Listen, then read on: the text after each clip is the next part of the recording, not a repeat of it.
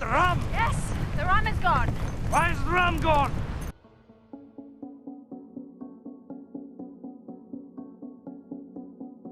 Okay, here's the thing. Pirates of the Caribbean holds up. Like, it really holds up. The first three films are honestly nothing short of amazing, truly lightning in a bottle, so much so that I find myself rewatching them constantly, and I know that you probably do too. We are seemingly in a transitional period in cinema right now for a number of reasons, and one of the unfortunate outcomes of this has been the slow decay of the adventure flick, adventure trilogy, or adventure franchise. There is some out there that keep this genre alive, but generally we don't really get things like Pirates of the Caribbean or Harry Potter or Hunger Games or Star Wars anymore. Maybe we get a continuation or a revival of that franchise, but a good original adventure flick? Unlikely. Even adaptations are not that good these days. And so, in an adventureless world, Pirates of the Caribbean absolutely still shines. These are some of the best movies in that genre of all time. There are of course a number of reasonably obvious reasons for this. Johnny Depp was born to play this role, and Jack Sparrow is arguably the most culturally impacting original character in the last 2 decades. The films were also clearly made by a team that wanted to work on these projects. I'm talking about those both in front and behind the camera. Hell, it seems like even the VFX artist had a fun time doing this. I'm speculating, don't quote me. Or at least, at the bare minimum, they cared about doing a great job, as their work is impeccable. Truly, it's absolutely crazy what these VFX teams managed to achieve here way back in 2006.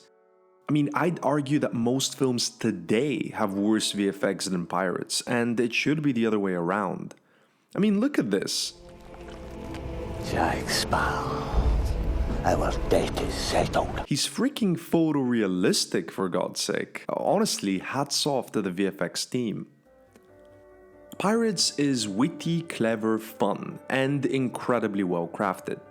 It also works in this franchise's favor that we don't really have another Pirates franchise, and even if we did, I doubt that it would come close to the tone and atmosphere of these particular movies. If anything, a new Pirates franchise might try and mimic this trilogy. Parley. I invoke the right of parley. According to the code of the Brethren set down by the pirates Morgan and Bartholomew, you have to take me to your captain. I know the code. As this is really the only Pirates adventure flick of value.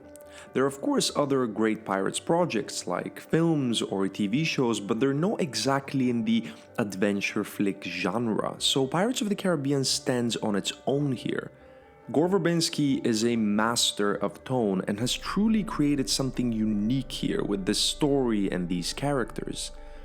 I mean, say what you will about his other work, but I think one thing is always true. He's amazing at world building and at creating a unique vibe. Now, these are some of the more straightforward reasons as to why Pirates holds up, but I want to get into the nitty and gritty. Why specifically did these films keep us so hooked? Why do they feel just so goddamn interesting?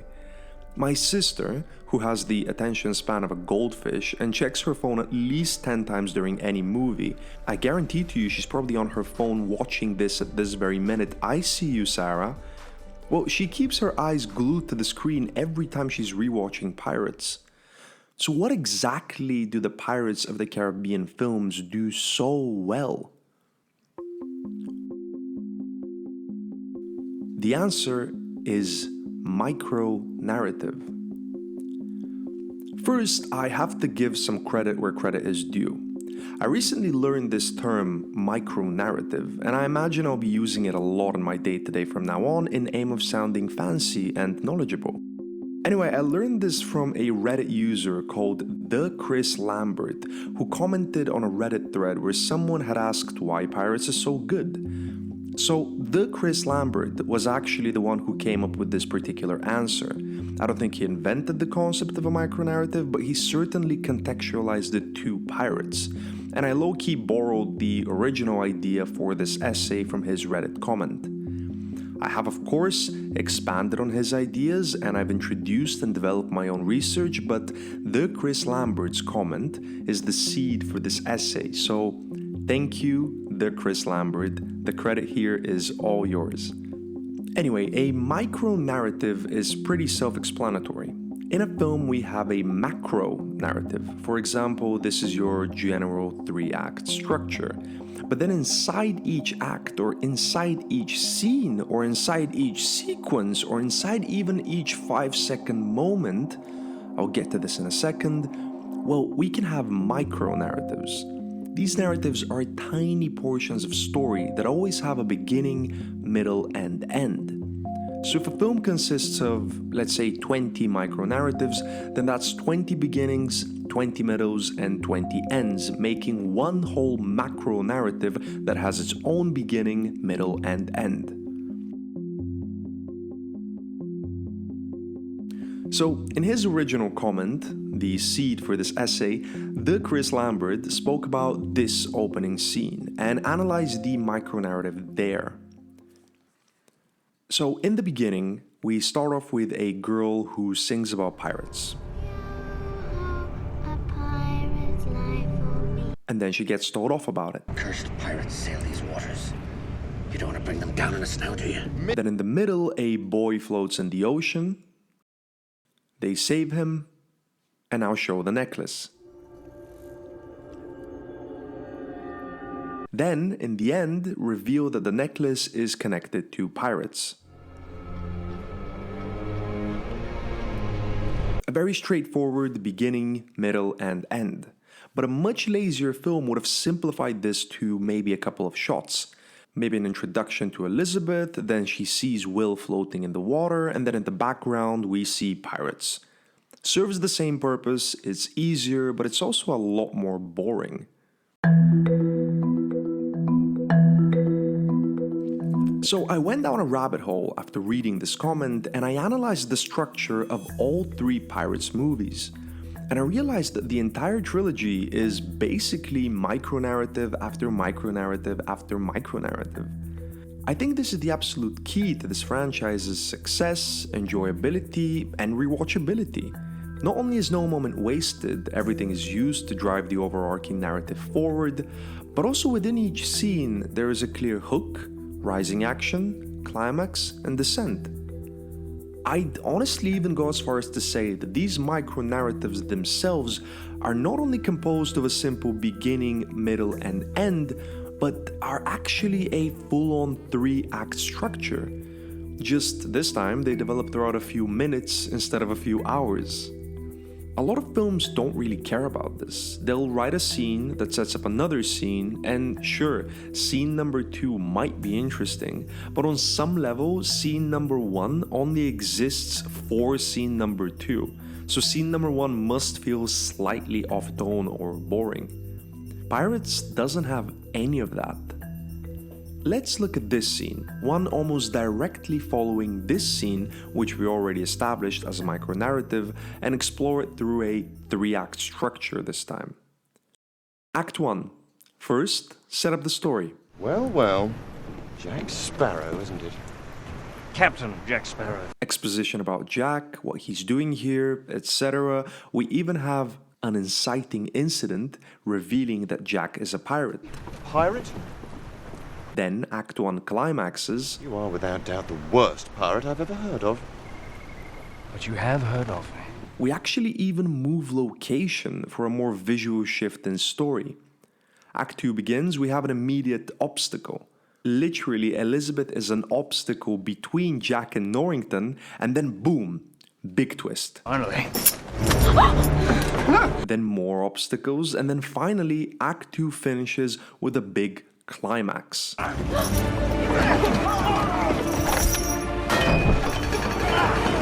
This goes on for a while before we finally descend the action, literally, and conclude Act 3 by moving into a different location and beginning a whole new sequence, one composed of its own micro-narrative. This scene is so incredibly well composed that I would honestly think all of this a coincidence, but this happens throughout the movies. Look at this other scene, for example. Opens with a setup, then immediately an inciting incident. Build up the action, add a few obstacles even, until we reach the climax of Act 1. Everyone stay calm. We're taking over the ship. Add a few more obstacles, then comes the big twist when Jack and Will end up stealing the interceptor. Then a few more obstacles, and then climax the sequence with them sailing away. Thank you, Commodore, for getting us ready to make way. And then finally, descend the whole sequence and set up the next.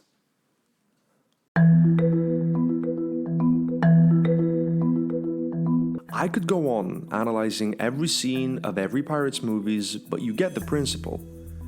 And here is where it gets crazy. I find this fascinating.